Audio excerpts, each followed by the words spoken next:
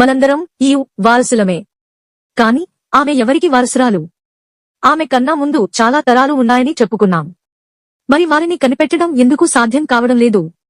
Please share and subscribe for more updates. మన తాత, వాళ్ల తాత, వారి తాత, ఇలా మనందరం ఒకే వ్యక్తి నుంచి వచ్చామని చెప్పుకున్నాం. కాని అతని అసలైన డిఎన్ఏ మాత్రం ఇప్పుడు మనలో ఎవరికీ లేదు. ఎందుకంటే మనం పుట్టేటప్పుడు మన అమ్మానాన్నల డిఎన్ఏ కలిసి కొత్త డిఎన్ఏ తయారవుతుంది. ఇలా తరతరాలుగా డిఎన్ఏ కలుస్తూ మారుతూ ఉంటుంది. అందుకే మన డిఎన్ఏ మన తాతయ్య లాగా ఉండదు.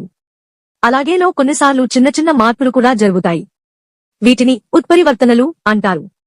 ఈ మార్పులు కొన్నిసార్లు సహజంగా, మరికొన్నిసార్లు ఇతర కారకాల వల్ల జరుగుతాయి. ఇలాంటి మార్పులు కూడా తరతరాలుగా ని మారుస్తాయి.